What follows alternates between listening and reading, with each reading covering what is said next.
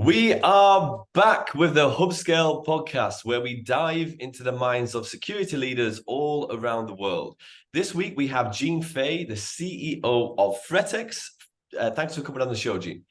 Yeah, thank you, Elliott. Excited to be on the podcast.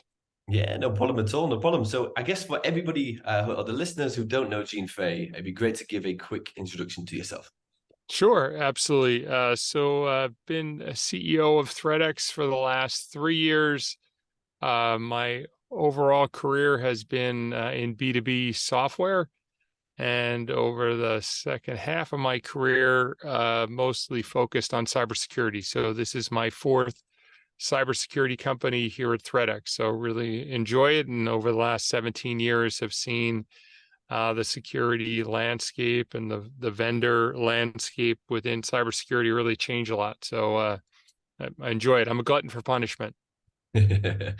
No, super cool, super cool. And I guess you mentioned there about kind of the evolution of security. Now, API security is kind of one of the newer trends coming into the world. So just tell me a little bit more about ThreatX and API security. Sure, absolutely. So ThreatX is focused on what Gartner states from last year. APIs are the number one most attacked vector by our pesky adversaries, the hackers of the world. And what they've realized is that they tend to be either undocumented or difficult to find, or maybe security wasn't thought of when people create these APIs. And the hackers have figured that out. So API security is an area that's absolutely exploding right now, whether it's with our current customers who started with us utilizing our application protection, and as we expanded into API security, have expanded with us, or customers that are looking at API security today and saying they need a solution. And our customers are in financial services, healthcare, financial manufacturing, SaaS platforms, and around the world, a global customer base, which we're really excited about. So we're based in the U.S., but we're fortunate to have customers around the world. Yeah, no, it's super cool and a really exciting journey. And the space itself is really interesting. I remember chatting to a CISO on the podcast a few episodes back, and we was talking about sometimes companies don't even know how many APIs they have, never mind if they can secure them. So it's a really, really exciting space. And a lot of the topics we're going through today are not necessarily about API security, the more kind of entrepreneurial and kind of the journey of what you've been through, Gene. But I guess staying on the topic a little bit more of ThreatX, where do you want to take the business? Yeah, but we're really excited. We're blessed to have raised money over a year ago and not burning a lot of cash. So for right now, it's slow and steady and build a great business by hiring a lot of great team members. We've significantly over the last couple of years increased the number of employees and equally increased the number of customers. So for us, it's ultimately about just continuing to dive in and build innovative technology to solve both application and API security. And long term, who knows? Go public, get acquired. In this space, anything's possible.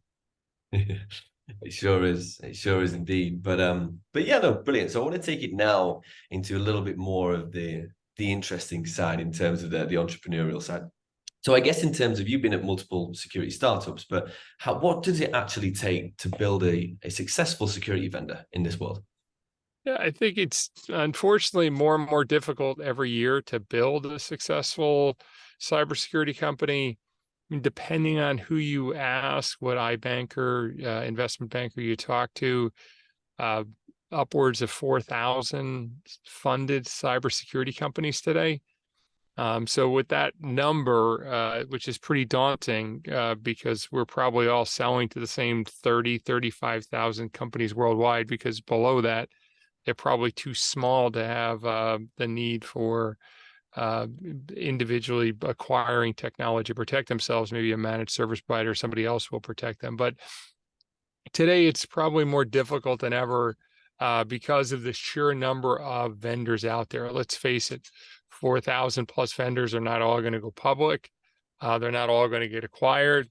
And equally as funding has dried up over the last couple of years, or at least maybe not dried up, that's a strong term, but slowed down, it's going to become more and more difficult for these companies to get funded. So I guess first and foremost, you got to think before you jump in about starting your own new venture. But with that being said, there's still opportunity. Unlike other industries that have continuously consolidated, cybersecurity hasn't consolidated. If you look at 17 years ago, there were probably 300 vendors. Today, 17 years later, there's 4,000 vendors. Even or every year across the my journey, you hear, oh, this is the year they're going to be all sorts of mass consolidation, and it hasn't happened because the adversary continues to change the attack vectors, and because of that, new companies pop up and creates new opportunities. So, ultimately, what does it take to be successful as a security vendor? You have to find a unique way to solve a problem that's not being solved today, or you got to find a unique way to solve a problem that is being solved. You either got to do it more efficiently, fewer people, fewer steps, faster, or less expensively. You can undercut the competition. But it is a very, like many places that you go to start a company, it's just a very competitive environment. Within API security, depending on what number you want to use, there's 10, and some people say there's 30, 35 competitors in API security. It slightly depends on how you define API security. But in our space, even 10's a lot when you're fighting. Now, predominantly, we've fight it out with 2 or 3 of those companies, but there are many companies that are trying to bang their heads to get into just API security. So what does it take to be successful? Find a unique solution, get the funding to be able to be loud enough so that people hear about your solutions. That usually, both from a pure marketing perspective as well, and be able to launch and land some early customers who can be your megaphone into the CISO community. The good news about the CISO community is it's a very active, vibrant community. When they find technology and vendors that they like to work with, people are very loud about it, and trying to get a hold of a vendor, trying to get a hold of a CISO today on a cold call is nearly impossible, but if you're referred in, it's very easy to get into. So I think that's ultimately what it is build great tech, differentiated, figure out how to go to market with it, get some funding on the back end, and then get those, handful of, cheering CISOs that allow you to be successful and help you to deliver the message out there in the marketplace. Yeah, it's really good advice, because obviously you kind of impact a couple of areas there. I just want to go deeper onto one of them you mentioned around kind of the building of the team and the culture. I think for me, that's hugely important in terms of attracting right people to the business, right? Obviously being a recruitment firm myself, but just tell me a little bit more about how have you attracted people? I saw you've got 5-star ratings on Glassdoor, things like that. So how can you build the business? Yeah, our founders who are still actively engaged in the business, when I was interviewing with them, I asked them about what their culture was like, and neither could really answer the question. And neither saw a ton of value in the idea that the company culture was an important aspect of the business. 3 years later, they both very much value what we've collectively created amongst the team, the collective of all the employees, to build a great culture. So I think it's a part of first setting correct expectations. I think sometimes when people think of a great culture, what they think they're creating is a vacation club. Like I set expectations like, hey, you're going to come here at ThreatX and you're going to probably work harder than you've ever worked in your life. You're going to have stress and things like that you're probably, at another level that you haven't had. But equally, the feeling of success, appreciation, being a part of a team. One of the tenets for us is esprit de corps. So teamwork in amongst, a war-like environment. We've got 3,999 companies trying to put us out of business. Like we need that togetherness. But the underlying, for me, culture is everything, right? And I think that I'm very proud of what we built here, the influence I had at Human Security, the impact I had at Resilient that we sold to IBM, and those ability to create an environment where people can come. There's a great quote from a founder of my last company that I was a part of, Human Security, and Michael Tiffany, the founder and one of the founding CEO, said, I want people to come here and do the best work of their lives. And I think that's, so again, set that expectation, and then it's got to be reality, right? You can't sell them a dream and deliver a nightmare. So picking people up when they're down, but equally, letting people know what the expectations are of what needs to be accomplished on a day-to-day basis, so they can go out and deliver. And then last piece of it is allow people to fail. You can't fail over and over and over and over again, but have a risk-free environment where people know that they can take chances, they can try different things out. In a technology company, everything isn't going to work, including how we sell it, how we market it, how we finance it and build it, and how we do product management around it. So people have to feel safe to fail as they try those types of things. So I think those are the types of things that if you create that in a culture, even when things aren't going well, people stick with you. Even when they get offered more money, they stick with you because they feel appreciated, they feel a part of the team.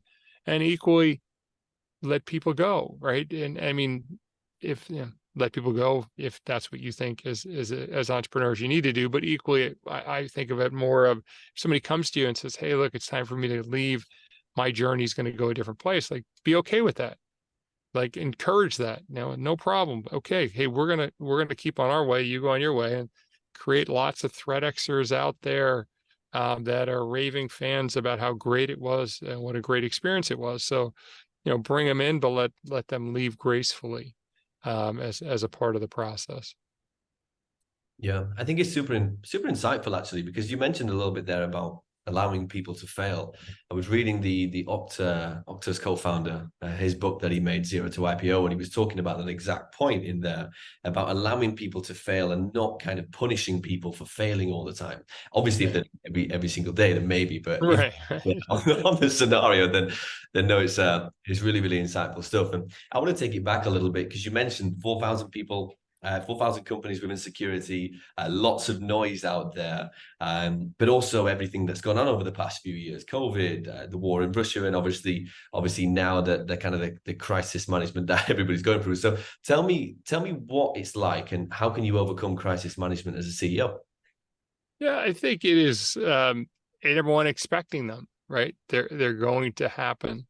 Whether it's an HR issue to uh, to a war, to a bank rush. I mean, we were at Signature Bank.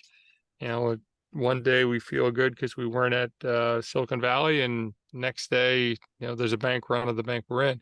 So you have to kind of expect those things. Number one. Number two, have a great team around you, so that when there's a crisis, it's not just a crisis of one. There's a leadership team, a middle management team, and a culture of people where you can be open and honest about what's going on in the crisis, and rally people around what are the solutions, to be able to solve those things, and then over communicate. When we have situations, I'm on the phone with the board, I'm on the phone, I'm doing Zooms with my leadership team. And then when I can, and as soon as I can, I'm communicating to the rest of the company.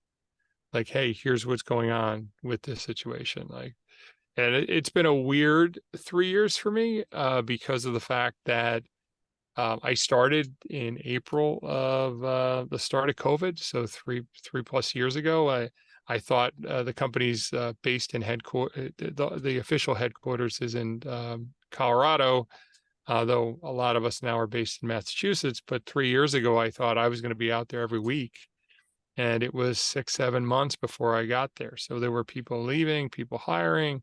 all this stuff on a rope. So you got to be agile as you go through those types of crisis, and be able to do that. And ultimately, I've got one board member who said it's pretty well.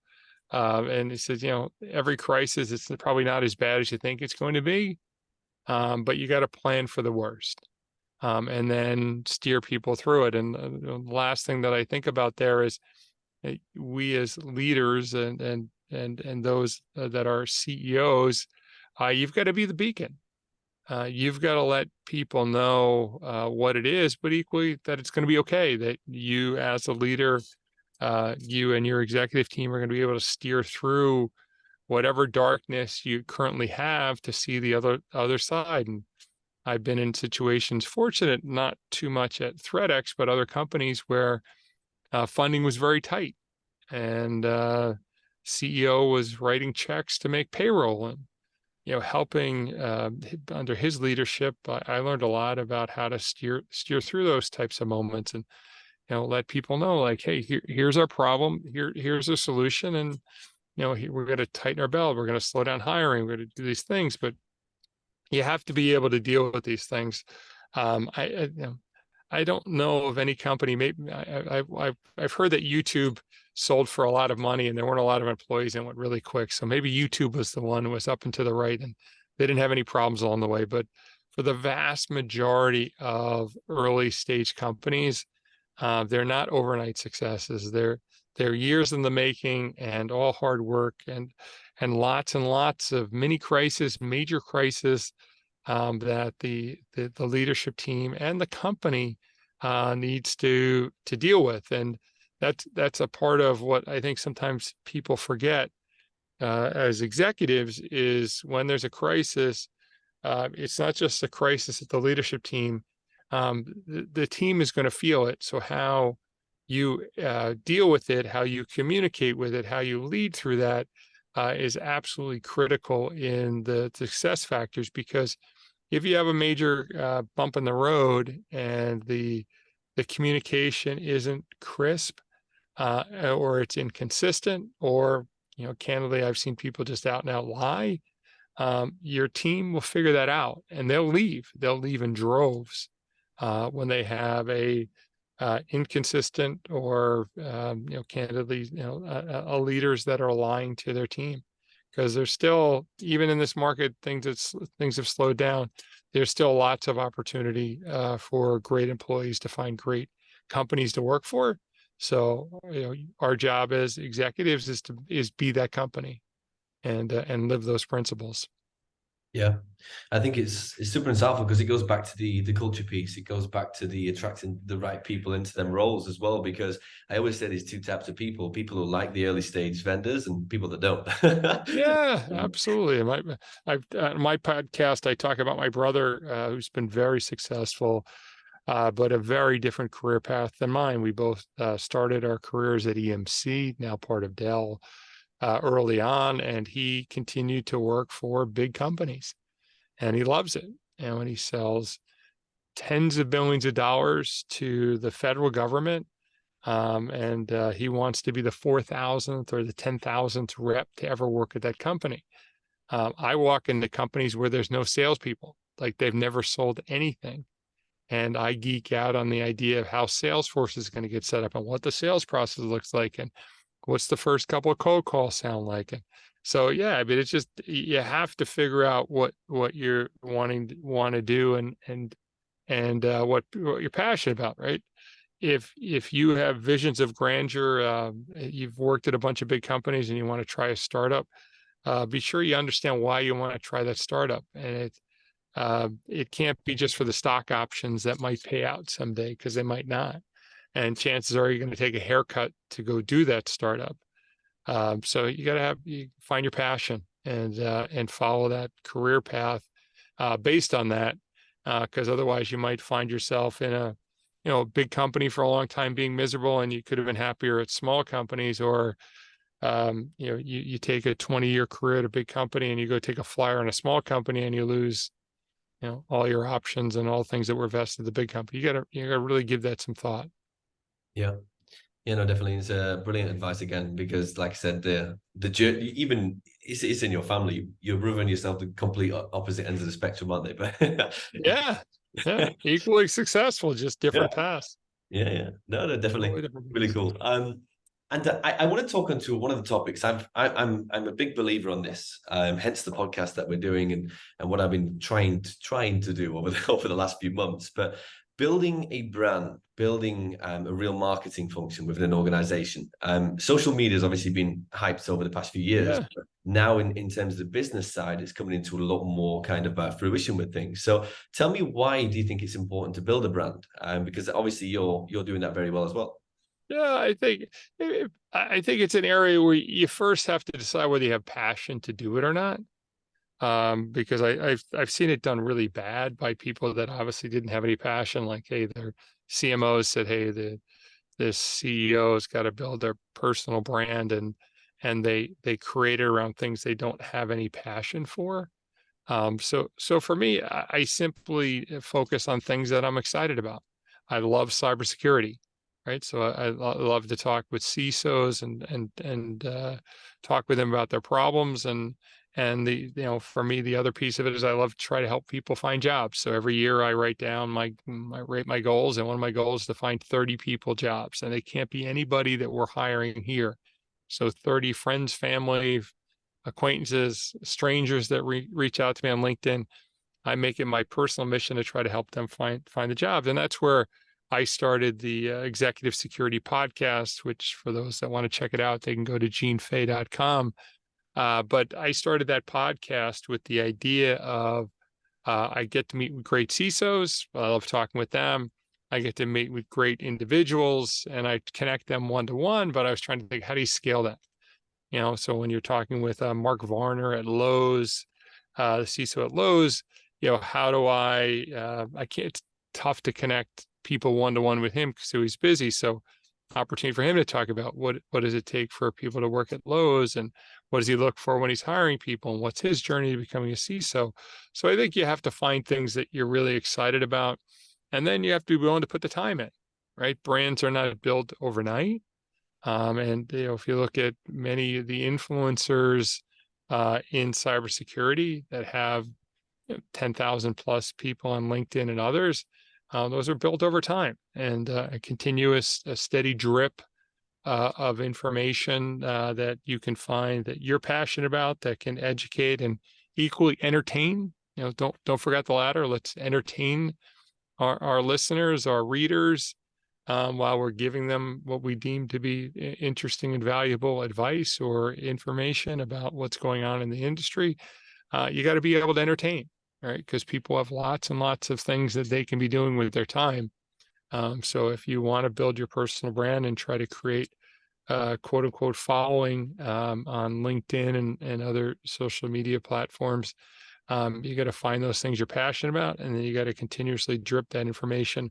I heard a stat, I forget, won't quote it as a fact because I can't remember the actual source, but it was something like most podcasts go 3 episodes. And the first episode's fun. The second episode starts to become a little fun, a little bit work. And the third one's a nightmare. Like, oh, this is really hard. So for like what you're doing, Elliott, same with me. We've been doing it over a year. We've got 40 plus, I think more than that out there. Now I'm fortunate to have multiple marketing people that are my exec producers on it, so they help keep it alive. But it's, for me, I get excited about it. I enjoy doing these types of podcasts. I enjoy sharing my journey. I enjoy hearing about other people's journey. So that ultimately means that my personal brand. I want to say, hey, Gene left the world a little better than he came with. He helped a few people find jobs, and along the way had a lot of fun. Yeah. No, I love it. I love it. And just a note on that, I guess in building a personal brand is obviously great in terms of like the personal side of it, but in terms of kind of a business side, how has that kind of affected ThreatX? Has it been beneficial? Yeah. I mean, we're fortunate that sometimes, and we don't push this at all, Yeah. but sometimes CISOs will go, hey, by the way, you talk about API security, like we have a problem. love for you to come in and talk to us about that. Again, not the goal of it. We've got, people that have been on the podcast that introduce us to other people on the podcast. All these CISOs get to, hear a little bit about ThreatX because we give a, 5 seconds on what we do. So they hear about our brand. So there's a halo effect by doing this. It can't be the only, it can be an ulterior motive, but it can't be the motivation. I have true passion to try to help people find jobs. I love to talk to CISOs about their problems and also about their hiring practices. And so, hey, the boomerang effect is, yes, some of them do come around and say, hey, we'd like to learn more about your product. But I assure them that's not the intent, and we don't have sales teams calling them after they do my podcast. Yeah, no, that makes sense, because I think even what you mentioned earlier about kind of getting past the first few episodes, I don't even want to look at my first few ones because they're Yes. an interesting learning curve. Yeah, Yeah, I had Tom Quinn from T. Rowe Price, who's a great guy, and it was a safe one for me. But yeah, it was pretty nerve-wracking, and the questions we asked weren't very good, and I talked over them. So yeah, you and I both have gotten better at this over time, right? The learning curve helps us all. Oh, it certainly does. Certainly does. I remember mine was Rob Rosiello, now at Vector AI. He was a good friend from a while back, and I'm glad I knew him. Put it that way. Yes, yes, absolutely. Yeah, but Gene, no, really appreciate you coming on today. Super Yeah. exciting topics that we've gone through. I always like to leave on one question. If you had to go back to the beginning of your career, what would you tell yourself? I'd say have fun. Don't rush to the next position. Enjoy the current position. Love it. Love it. But no, appreciate you coming on the show, Gene. Really, really Absolutely. insightful stuff. And yeah, looking forward to seeing ThreatX and yourself grow over the next couple of years. Absolutely. Thank you very much. Appreciate the opportunity. Thank you.